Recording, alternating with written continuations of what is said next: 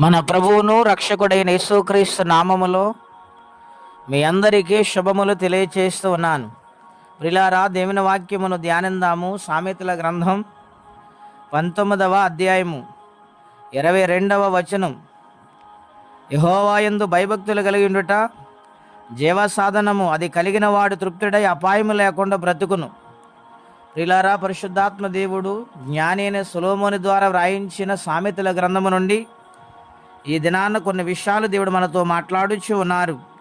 ఏమనగా, ఆయన యందు భయభక్తులు కలిగి ఉన్నవారు జీవసాధనం అంటే వారు నిత్యము కూడా చక్కని ఆరోగ్యముతో జీవిస్తూ వారి యొక్క పనిపాటల్లో క్షేమకరమైన జీవితాన్ని వారు పొందుతారని ఇక్కడ వ్రాయబడిన కారణం ఏమిటంటే, దేవుని యందు భయము భక్తి కలిగి జీవిస్తున్నారు గనుక. రెండోదిగా మనం చూస్తే, ఆ యొక్క భయము భక్తితో ప్రయాణము చేస్తూ జీవన విధానములో సాగిపోతూ ఉండే బిడ్డలు కలిగిన వారు తృప్తులై అపాయము లేకుండా బ్రతుకుతారని వ్రాయబడింది. అవును ప్రియులారా, ఈ రోజున ప్రతి మనిషిలో ఏదో కొరత, ఏదో లోటు కనిపిస్తూ ఉంది. ఎన్ని ఉన్నా మనశ్శాంతి కరువైపోయిన మానవులు లేరండి. ఎన్ని ఉన్నా కానీ ఇంటిలో సమస్యలు, కుటుంబంలో సమస్యలు ఎన్నో ఉంటున్నాయండి. తృప్తి లేని జీవితము, మనసంత అశాంతి, నెమ్మది లేకపోవటం, ఇలాగో పైకి నవ్వుతూ హృదయముల విచారముతో రోజులు గడుపుతున్న వారు అనేక మంది ఉన్నారు ప్రియులారా.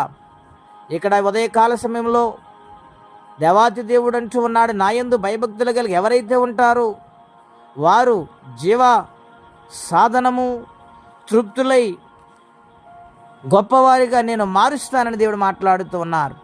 గనుక దేవుని భయం ఉన్నదా? దేవుని భయముతో జీవిస్తున్నామా? ఒకనాటి ఆత్మీయ జీవితం ఏమైంది? పరిశీలన చేసుకున్న ప్రభుపేట మనవి చేస్తూ ఉన్నాను. ప్రియ స్నేహితులారా, ఏసేపు జీవితం మనం చూస్తే తనకి ఎన్ని అవకాశాలున్న పాపం చేయటానికి పారిపోయాడు. గనుక ఆయన తృప్తికరమైన జీవితాన్ని సంపాదించుకున్నాడు. ఐగుప్తు దేశానికి రాజు, తర్వాత రాజంతటి మనిషిగా ఆయన ఆశీర్వదించాడు దేవుడు. గనుక తృప్తికరమైన జీవితాన్ని, తనతో పాటు తన బిడ్డలను, తన కుటుంబాన్ని, తన రక్త సంబంధులను అందరినీ కూడా పోషించగలిగాడు.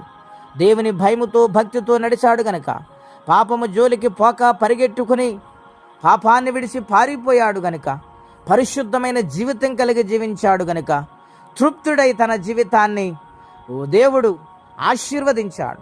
గనుక తృప్తికరమైన జీవితం కావాలంటే దేవుని యందు భయభక్తులు కలిగి బ్రతకాలని ప్రభుపేట మనవి చేస్తే ఈ మాటలు నేను ముగిస్తూ ఉన్నాను. దేవుడు దీవించునుగాక. ప్రార్థన. పరిశుద్ధుడైన మా తండ్రి, ఘనమైన మీ నామం కొరకై స్తోత్రం చెల్లిస్తున్నాం.